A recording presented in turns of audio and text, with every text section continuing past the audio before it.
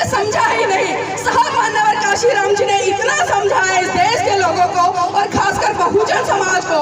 4000 kilometre की यात्रा तय की साइकिल पर, एक एक व्यक्ति को जा जाकर समझाया कि आपके वोट की ताकत कैसी है। जिस तरह से आप अपने घर की बहन बेटियों की इज्जत को सुरक्षित रखते हैं ना, उसी तरह से आप अपने वोट की ताकत को समझो, अपने वोट को सुरक्षित रखो और उस वोट की ताकत से आप किसी को सत्ता से गिरा सकते हैं ना, तो उसको उठा भी सकते हैं। लेकिन हमारे लोगों ने समझा नहीं। कहाँ 56, 21 साल का अंतर। 21 साल में आखिर क्या किया परम पूज्य बाबा साहब ने? मेरी बहनों, 21 साल में परम पूज्य बाबा साहब ने अध्ययन किया, लगातार सभी धर्मों का अध्ययन किया और एक निष्कर्ष पर पहुंचे कि मैं अपने समाज को, अपने लोगों को, इस देश के लोगों को एक ऐसा धर्म दे के जाऊं कि वो कभी भी अंधविश्वास की तरफ न जाए, वो कभी भी रूढ़िवादी परंपराओं की तरफ न जाए, वो हमेशा विज्ञान की तरफ बढ़े और एक वैज्ञानिक सोच लेकर इस देश को आगे बढ़ाने में अपना योगदान दे। लेकिन क्या हमने बाबा साहब की बात को माना? मुझे बड़ा दुख होता है, कई साथी मुझे ऐसे मिले मंच पर जय भीम के नारे लगाएंगे, बड़ी क्रांतिकारी बातें करेंगे, लेकिन जब मैं उनके घर में जाती हूँ तो उनके घर की बहन बेटी उन्हीं कर्म कांडों, उन्हीं पूजा पाठ, उन्हीं परंपराओं में उलझी हुई हैं जिनसे कि परम पूज्य बाबा साहब ने उनको निकालने का काम किया।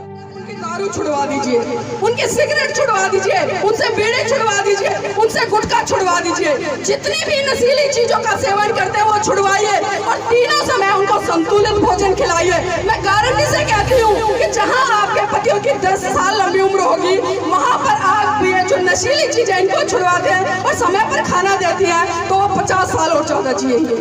लेकिन हम इस दिशा में काम नहीं करेंगे। एक बार करके देखिए मेरी बहनों, जय जयकार करता है, वहीं अगर दूसरी तरफ हम अनुयायी को उठा के देखें तो अनुयायी 365 दिन समाज के बीच में जाता है, जमीन पर जाकर वो समाज के लोगों को जागरूक करता है, अपने महान पुरुषों की विचारधारा को बताता है, वो उसके वोट की ताकत को समझाता है। लेकिन आज हम देख रहे हैं कि अनुयायियों की संख्या बहुत कम हो गई है और भक्तों की संख्या लगातार बढ़ती जा रही है। तो साहब, आज राज रतन तो इस दुनिया में रहा नहीं, अब मुझे ये बता दीजिए कि बड़ा होकर अब इस देश पर कौन राज करेगा? तो बाबा साहब राज रतन के पार्थिव शरीर पर हाथ रखकर कसम खाते हैं और कहते हैं कि रमा मैं एक दिन भारत देश में ऐसा काम करके जाऊंगा कि हर रमा की कोख से जन्म लेने वाला राज रतन इस देश पर राज करेगा, इस देश पर राज करेगा। और वो राज परम पूज्य बाबा साहब साथियों हमें संविधान के अंदर देकर गए। महिला के घूंघट करने से घर की इज्जत बढ़ती है ना, तो कल से घूंघट आप भी कर लेना, इज्जत डबल हो जाएगी, इज्जत डबल हो जाएगी। अब पूछिए आप इनसे कितने पुरुष साथी आपके घर के घूंघट करेंगे?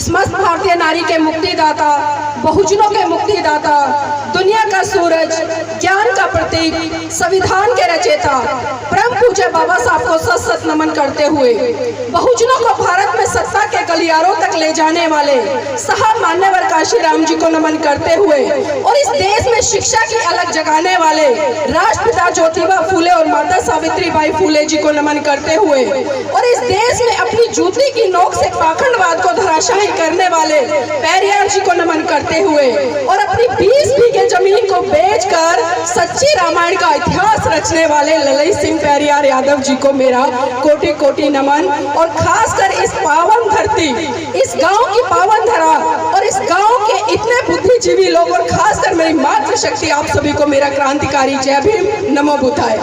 मैं बहुत सारे कार्यक्रमों में जाती हूँ, लेकिन यहाँ पर आकर मुझे एक अलग ही अनुभूति हुई और उसका कारण है कि आज पहली बार मुझे पुरुषों की संख्या से ज्यादा महिलाओं की संख्या दिखाई दी। तो एक बार जोरदार तालियां अपने लिए, क्योंकि कहीं ना कहीं सीना मेरा बड़ा गर्व से चौड़ा हो जाता है जब मैं देखती हूँ कि मेरे समाज की बहन बेटियां अपने मिशन मूवमेंट में बढ़ चढ़कर भागीदारी सुनिश्चित कर रही है।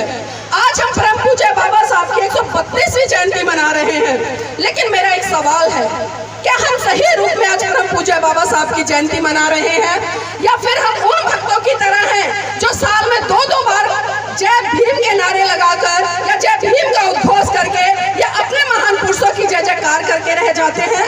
बहुत बड़ा सवाल है, क्योंकि अक्सर मैं देखती हूँ कि जब भी परम पूज्य बाबा साहब की जयंती आती है या बहुजन समाज में जितने भी संत गुरु जन्मे हैं उनकी जयंती आती है, हम बहुत बड़े बड़े मंच लगाते हैं, बहुत बड़े बड़े कार्यक्रम आयोजित करते हैं, एक से बढ़कर एक वक्ताओं को बुलाते हैं और वो सभी वक्ता आपको तार्किक दृष्टि से बहुत अच्छी अच्छी बातें बताते हैं।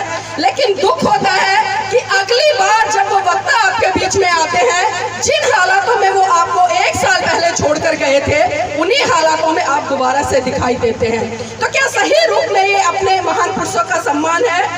हम एक तरफ तो बाबा साहब की जय जयकार कर रहे हैं, लेकिन दूसरी तरफ हम कहीं ना कहीं उनका अपमान भी करते हैं। और उसके पीछे कारण क्या है कि हम बाबा साहब की जय जयकार तो कर रहे हैं, लेकिन जो सिद्धांत, जो विचारधारा, जो आइडियोलॉजी हमारे महान पुरुषों ने दी, हम उसको बिल्कुल भी मनोसात नहीं करते। अभी आदरणीय गौतम जी ने कितनी अच्छी बात कही यहाँ पर, खासकर मेरी मातृशक्ति को जगाने के लिए। उन्हीं की बात को मैं आगे बढ़ाते हुए, क्योंकि खासकर मैं पाखंडवाद, रूढ़िवादी परंपराओं और खासकर इस महिला को अंधविश्वास से निकालने के लिए अपनी बातें रखती हूँ। क्योंकि बाबा साहब का संघर्ष को लेकर अगर हम चर्चा करें तो दिन क्या कहूँ मैं, महीने क्या करूँ, सालों साल कम पड़ जाएंगे। लेकिन सही रूप में जब तक हम अपने महान पुरुषों की विचारधारा को मनोसात नहीं करेंगे तब तक साथियों हम कोई भी क्रांति नहीं कर सकते। बाबा साहब अक्सर एक बात कहा करते थे कि मैं किसी भी समाज की उन्नति इस बात से आंकता हूँ कि उस समाज की महिलाएं कितनी पढ़ी लिखी हैं और कितनी जागरूक है। आज मुझे पता चला कि इस गांव की महिलाएं बहुत पढ़ी लिखी हैं, लेकिन जब देखने में आया तो वो जागरूक नहीं है। मुझे बहुत दुख हुआ और उसका जीता जागता उदाहरण आप सबने घूंघट जैसी इस परंपरावादी व्यवस्था को अपना कर दे दिया। अब एक बात बताइए, मेरे पुरुष साथी यहाँ पर बैठे हैं, मंच पर भी बैठे हैं, आपको किसी के सर पे कोई घूंघट दिखाई दे रहा है? कोई मुंह ढक के बैठा है? फिर आप महिलाएं क्यों घूंघट ढकती हैं? सर ने कहा कि आप प्राणी हैं, भेड़ी हैं, बस सूरत है, आपकी शक्ल इतनी सुंदर है, आप इतनी सुंदर हो, फिर ये घूंघट क्यों? और अक्सर एक बात हम महिलाओं से ही सुनते हैं और पुरुष साथी भी कहीं ना कहीं उसमें बोलते नजर आते हैं कि बेटी है, शादी हो गई है, ससुराल चली गई है, बहुत सारे रिश्ते बदल गए हैं, वहाँ पर जेठ है, ससुर है, इसलिए उसको वहाँ पर घूंघट करना पड़ता है। अब एक बात बताइए मुझे, चलिए मैं मान लेती हूँ कि बेटी है, शादी हो गई है, ससुराल चली गई है, बहुत सारे रिश्ते बदल गए हैं, इसलिए घूंघट करना पड़ता है। अगर हम बाबा साहब के अनुयायी हैं, हम समानतावादी दृष्टिकोण रखते हैं, हम समानता की बातें करते हैं और जिस तरह से परम पूज्य बाबा साहब ने संविधान में आपको पहला ही अधिकार समानता का दिया, तो क्या जो आप लोग घूंघट धारण करती हैं, क्या वो समानता है? क्या वो समानता है? सोचिए मेरी बहनों, क्योंकि हम सवाल खड़ा नहीं करते, हम लकीर के फकीर बने आ रहे हैं कि हमारे बड़े बुजुर्ग करते थे इसलिए हम कर रहे हैं। बहुत सारी प्रथाएं, बहुत सारी परंपराएं ऐसी थी जो गलत थी, जिनका विरोध हुआ, जो बंद हुई। मैं आपको याद दिलाना चाहती हूँ, आज से पहले, बहुत पहले एक प्रथा थी, सती प्रथा, जिसमें अक्सर हम देखते थे कि जो महिला है उसका पति जब मर जाया करता था तो उसको जिंदा जलाने का काम किया जाता था। वो चीखती रहती थी, बिलखती रहती थी, उसकी कोई नहीं सुनता था और उसके पति के साथ में चिता पे बिठाकर उसको भी आग के हवाले कर दिया जाता था। लेकिन जागरूक लोगों ने समझा, उन्होंने बहिष्कार किया और इस तरह की गलत परंपराओं का विरोध किया और उन प्रथाओं को बंद किया। अगर ये प्रथाएं आपको माननी है तो आप देखिए कितने लोगों के घर से जीवन साथी जाते हैं, क्या उनकी महिलाओं को जिंदा जलाया जाता है? नहीं जलाया जाता। तो इन गलत परंपराओं का आप विरोध कीजिए। और जिस तरह से मैं घूंघट पर फिर से दोबारा आऊंगी, क्योंकि जिस तरह से मान्यवर जी ने कहा तो 2-4 महिलाओं के घूंघट खुल गए, लेकिन जैसे ही हम लोग इस पांडाल से बाहर निकले फिर से आपके शटर डाउन हो गए। आखिर क्यों? आखिर क्यों? और ये महिलाएं कहती है कि जब घर की बहू घूंघट करती है तो कहीं ना कहीं उससे इज्जत बढ़ती है और जो घूंघट है उसको इज्जत के प्रतीक से जोड़ती है।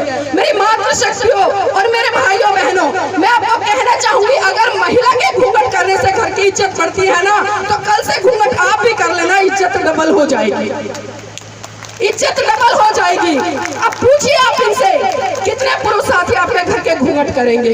और एक बात और सुन लीजिए, कड़वी है लेकिन सच है और आप मानिएगा इसको, अगर ये पुरुष साथी आपका घूंघट नहीं उड़वाता तो जिस तरह से आप शादी के बाद ससुराल में घूंघट करके रहती हैं, उसी तरह से जब आपके जीवन साथी आपके मायके में जाए, यानी कि वो अपनी ससुराल में जाए, जिस तरह से आप ससुराल में घूंघट करते हैं, इनको भी ससुराल में घूंघट करा के लेके जाना, घूंघट करा के ले जाना। जाना, क्योंकि जब तक आप क्रांति नहीं करोगी, जब तक अधिकार नहीं छीनोगी, आपको कोई अधिकार देने नहीं आएगा। और एक बात और मैं यहाँ पर बताना चाहूंगी, मेरी बहनों, जब जब महिलाओं की आजादी की बात आई है, जब जब महिलाओं के लिए आंदोलन हुए हैं, वो किसी महिला ने बढ़ चढ़कर उनमें हिस्से भागीदारी नहीं निभाई है, बल्कि पुरुषों ने ही उसमें सक्रिय रूप से भूमिका निभाई है।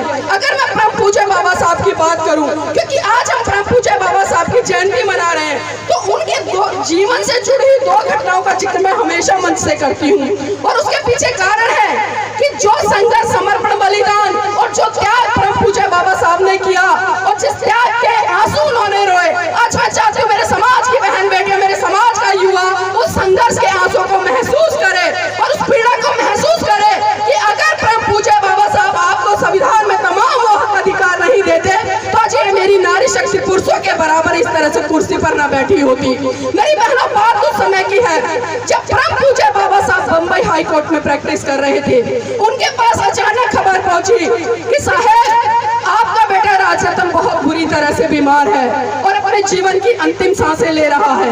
ये बात सुनकर परम पूज्य बाबा साहब घर दौड़े आए, और जैसे ही बाबा साहब ने राजरतन को गोद में उठाया, राजरतन ने बाबा साहब की गोद में ही दम तोड़ दिया। ये मंजर देखकर माता रमाबाई बिलक बिलक कर रोने लगी और साहब का कॉलर पकड़कर कहने लगी कि साहब, बस कीजिए, बस कीजिए साहब, बस कीजिए। आपकी समाज सेवा के भूत ने एक एक करके मेरा पूरा परिवार उजाड़ दिया, साहब बस कीजिए। तो बाबा साहब कहते कि रमा, रमा चुप हो जा, रमा चुप हो जा, तू तो रो भी सकती है, लेकिन मेरी तो आंखों के आंसू ही सूख चुके हैं, क्योंकि प्रतिदिन मैं अपने समाज के हजारों बच्चों को मरते हुए देखता हूँ। रमा चुप हो जा। तो माता रमाबाई फिर कहती हैं कि साहब, साहब मैं आज फिर चुप हो जाऊंगी, लेकिन आप मुझे एक बात बता दीजिए कि जब जब आप अपने बेटे राजरतन को गोद में खिलाया करते थे, तो बड़े हर्षोल्लास के साथ कहा करते थे कि रमा, रमा मेरा बेटा राजरतन बड़ा होकर एक दिन इस देश पर राज करेगा। तो साहब, आज राजरतन तो इस दुनिया में रहा नहीं, अब मुझे ये बता दीजिए कि बड़ा होकर अब इस देश पर कौन राज करेगा। तो बाबा साहब राजरतन के पार्थिव शरीर पर हाथ रखकर कसम खाते हैं और कहते हैं कि रमा, रमा मैं एक दिन भारत देश में ऐसा काम करके जाऊंगा कि हर रमा की कोख से जन्म लेने वाला राजरतन इस देश पर राज करेगा, इस देश पर राज करेगा। और वो राज परम पूज्य बाबा साहब साथियों हमें संविधान के अंदर देकर गए, एक वोट देने तक से लेकर एक शासक बनने तक का अधिकार। अगर आज मैं बात करूं, एक चाय बेचने वाला व्यक्ति भी देश का प्रधानमंत्री बन जाता है, तो किसी और की देन नहीं, किसी देवी देवता की देन नहीं, किसी अन्य पुरुष की देन नहीं, वो देन है सिर्फ परम पूज्य बाबा साहब के संविधान में दिए गए उस हक अधिकार की जो वोट रूपी ताकत थी। लेकिन आज हम देख रहे हैं मेरे समाज के तमाम लोग अपने वोट की ताकत को समझ नहीं रहे हैं। सिर्फ मात्र 5 साल में जब चुनाव आते हैं तो 500 रुपए में अपना वोट बेच देते हैं। क्यों? दारू की बोतल के बदले अपना वोट बेच देते हैं। क्यों? क्योंकि लगातार वो 5 साल रोने का काम करते हैं। अब एक बात बताइए, जो व्यक्ति आपसे आपका वोट खरीदेगा, क्या वो आपके बच्चों के लिए, उनके भविष्य को संवारने के लिए वो आपका काम करेगा? बिल्कुल भी नहीं करेगा। हमने समझा ही नहीं। साहब मान्यवर काशीराम जी ने इतना समझाया इस देश के लोगों को और खासकर बहुजन समाज को। 4000 किलोमीटर की यात्रा तय की साइकिल पर, एक एक व्यक्ति को जा जाकर समझाया कि आपके वोट की ताकत कैसी है। जिस तरह से आप अपने घर की बहन बेटियों की इज्जत को सुरक्षित रखते हैं ना, उसी तरह से आप अपने वोट की ताकत को समझो, अपने वोट को सुरक्षित रखो, और उस वोट की ताकत से आप किसी को सत्ता से गिरा सकते हैं ना, तो उसको उठा भी सकते हैं। लेकिन हमारे लोगों ने समझा नहीं, हमारे लोगों ने समझा नहीं। चुनाव आया, चुनाव के समय अपने वोट को ऐसे ही बर्बाद कर दिया। इसी कड़ी को आगे बढ़ाते हुए एक घटना का जिक्र और करना चाहूंगी। जब परम पूज्य बाबा साहब महाराष्ट्र आए पीएचडी की डिग्री लेकर, तो महाराष्ट्र के लोगों में बड़ा हर्षोल्लास था। उन्होंने निर्णय लिया कि परम पूज्य बाबा साहब विदेश से लौटे हैं, तो उनके सम्मान सत्कार में एक कार्यक्रम का आयोजन करेंगे। और महाराष्ट्र के लोगों ने वैसा ही किया, एक बहुत विशाल, बहुत भव्य कार्यक्रम किया। और जब ये बात माता रमाबाई को पता चली कि मेरे साहब आ रहे हैं, उनका सम्मान सत्कार समारोह होगा, तो क्यों ना मैं भी उस सम्मान सत्कार कार्यक्रम का हिस्सा बनूं और अपने साहब को देखूं। लेकिन विडंबना देखिए मेरी बहनों, पूरा मंच सजा था, लाखों की भीड़ थी, बाबा साहब भी मंच पर थे, लेकिन रमाबाई के पास में एक भी ऐसी साड़ी नहीं थी जिसको वो पहनकर बाबा साहब के सम्मान सत्कार कार्यक्रम में जा सके। माता रमाबाई ने पूरा घर की तलाशी ली।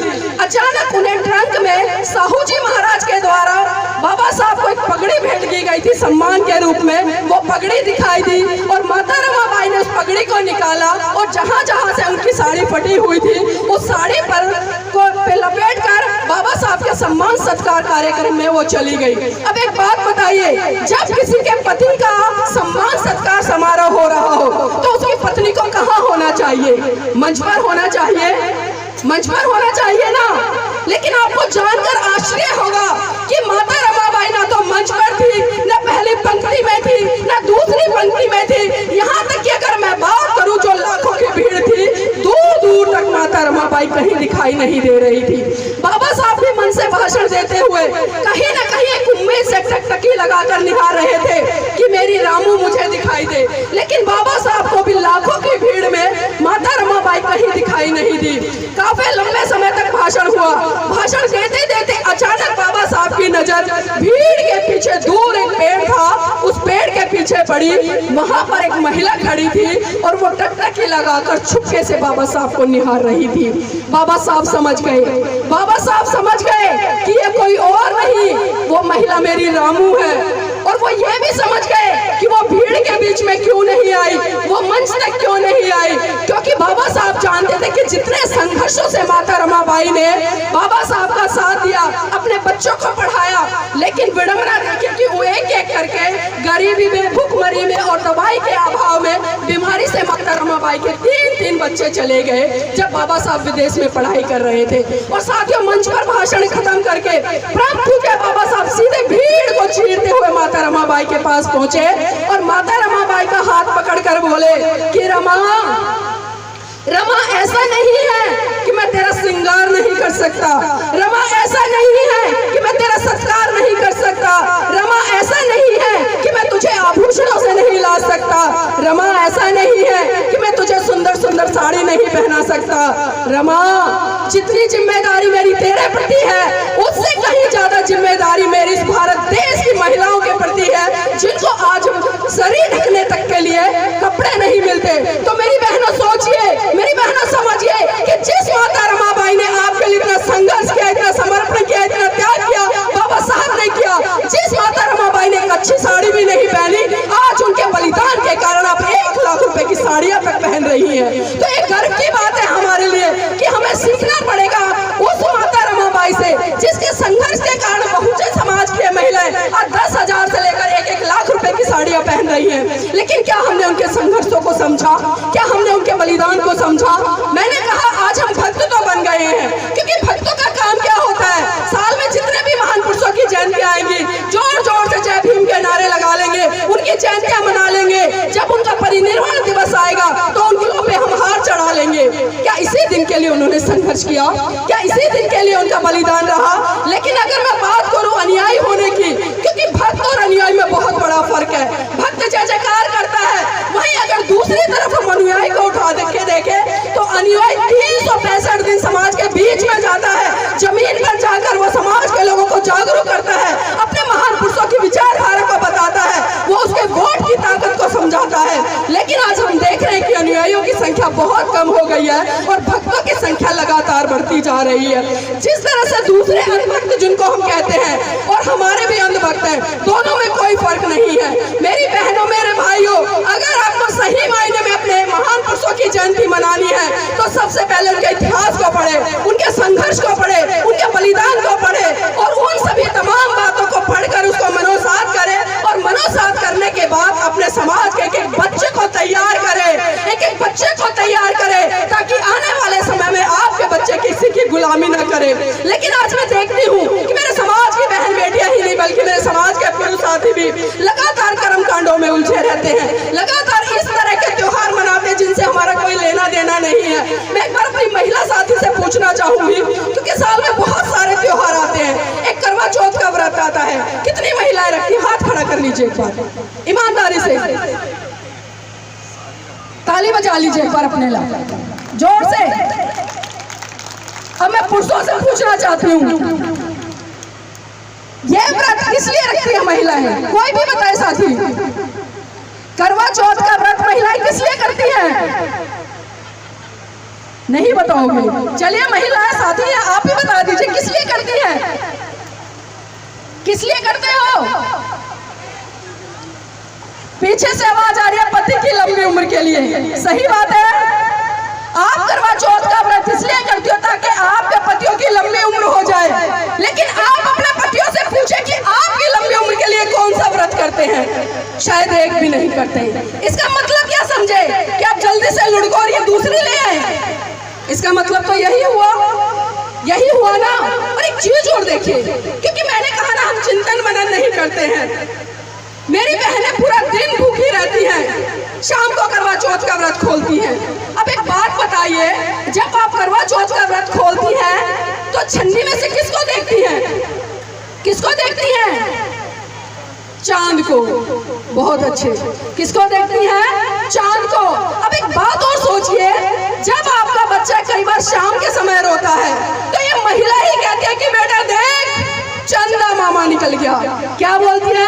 कि बेटा देख चंदा मामा निकल गया। और जब करवा चौथ जैसी रूढ़िवादी परंपराएं आती हैं, आप उसी चांद को, उसी भाई को पति के रूप में छन्नी में से देखती हैं। ये कैसा दोहरा मापदंड? एक तरफ तो आप उसे अपना भाई बना रही हैं और जब करवा चौथ जैसी परंपराएं आती हैं तो आप उसको पति के रूप में देखती हैं। क्या इसी दिन के लिए परम पूज्य बाबा साहब ने 4-4 बच्चों की कुर्बानी दी? क्या इसी दिन के लिए परम पूज्य बाबा साहब ने मात्र 35 साल की उम्र में अपनी जीवन संगनी की कुर्बानी दी? हमें शर्म आनी चाहिए। हम बाबा साहब की जय जयकार करते हैं लेकिन उनके द्वारा बताए हुए मार्ग पर नहीं चलते। मेरी बहनों सोचो कि आखिर आप किस दिशा में काम कर रही हो। और रही लंबी उम्र की बात, तो आपको एक बात बता दूं, अगर सही मायने में आपको अपने पतियों की लंबी उम्र करवानी है तो सबसे पहले आप उनकी दारू छुड़वा दीजिए, उनकी सिगरेट छुड़वा दीजिए, उनसे बीड़ी छुड़वा दीजिए, उनसे गुटखा छुड़वा दीजिए। जितनी भी नशीली चीजों का सेवन करते हैं वो छुड़वाइए और तीनों समय उनको संतुलित भोजन खिलाइए। मैं गारंटी से कहती हूँ कि जहाँ आपके पतियों की 10 साल लंबी उम्र होगी, वहाँ पर आप जो नशीली चीजें इनको छुड़वाते हैं और समय पर खाना देती हैं तो वो 50 साल और 14 जिएंगे। लेकिन हम इस दिशा में काम नहीं करेंगे। एक बार करके देखिए मेरी बहनों, और मैं फिर आपके बीच में लगातार आती रहूंगी, क्योंकि मैं जहाँ जाती हूँ पीछा नहीं छोड़ती हूँ। आपके बीच में मुझ जैसी एक बहन पहले भी आई थी, घूंघट को लेकर बहुत बड़ी बड़ी बातें की थी, लेकिन फिर वही चीजें हमें देखने को मिली तो कहीं ना कहीं हमें निराशा भी होती है। अब एक बार मैं पुरुष साथियों से चाहूंगा, एक बार हाथ खड़े कर लीजिए सभी पुरुष साथी उधर बैठे हुए। महिलाएं देखिए उधर, एक बार महिलाएं देखिए। अब आप महिला हाथ खड़ी करो, जितनी भी महिला बैठी है हाथ खड़े कर लीजिए, दोनों हाथ। अब मेरे पुरुष साथी इधर देखिए। अब आप सोच रहे होंगे कि मैंने आप लोगों के हाथ ऊपर क्यों करा है। बहुत बड़ा कारण है। बहुत सारे तीखे सवाल आएंगे, बुरे भी लग जाए।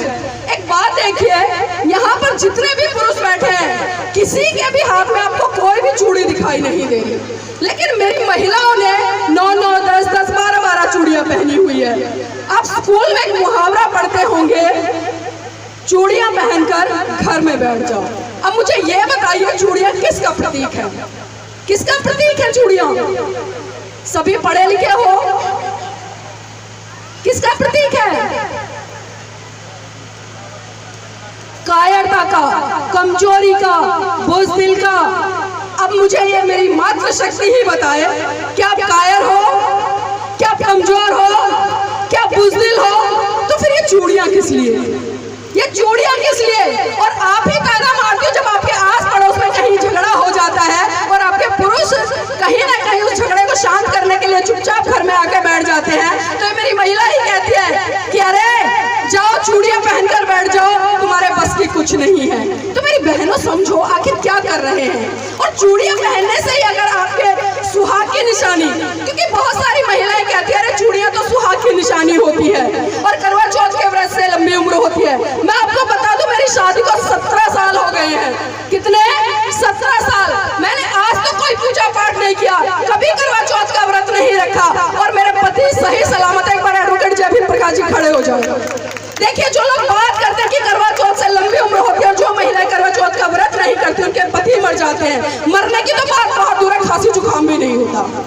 अब आप देखिए, क्योंकि वो दारू नहीं पीते, वो किसी भी तरह का नशा नहीं करते और तीनों समय का मैं बहुत अच्छा भोजन उन्हें खिलाती हूँ, उनका मान सम्मान करती हूँ, सत्कार करती हूँ और एक तरह से एक मित्र की तरह उनके साथ रहती हूँ। तो मेरी बहनों, इन रूढ़िवादी परंपराओं से बाहर निकलिए, अपनी गुलामी की जंजीरों को तोड़िए, क्योंकि हमारे महान पुरुषों ने हमें एक ऐसा धम्म दिया जो हमेशा विज्ञान की बात करता है, जो विज्ञान की बात करता है, जो तर्क पर आधारित है। क्योंकि महाकारुणिक तथागत बुद्ध ने कहा कि आप किसी भी बात को इसलिए मत मानो कि बड़े बड़े लोग कह रहे हैं, आप किसी भी बात को इसलिए मत मानो कि बड़े बड़े संत कह रहे हैं, आप किसी भी बात को इसलिए मत मानो कि वो धर्म ग्रंथों में लिखी हुई है। आप उस बात को जब मानो जब वो आपके तर्क की, आपकी बुद्धि की कसौटी पर खरे उतर जाए और आप उसकी जांच कर लो कि वो आपके लिए सही, आपके समाज के लिए सही, आपके देश के लिए सही है, तभी आप उस बात को मानो, अन्यथा उस बात को वहीं छोड़ दो। लेकिन हम समझ नहीं रहे हैं, हम सिर्फ जय जयकार करने में लगे हुए हैं। अब मुझे ये बताइए, यहाँ पर जितने भी लोग हैं,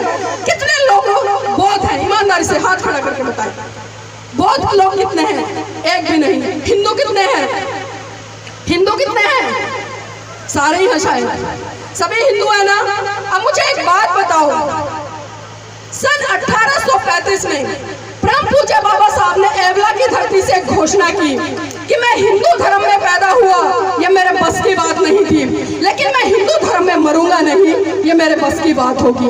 और मेरी बहनों, बाबा साहब ने 1935 में घोषणा की और 14 अक्टूबर सन 1956 में नागपुर की धरती पर परम पूज्य बाबा साहब ने कम से कम 5 लाख लोगों के साथ में बौद्ध धर्म की दीक्षा ली।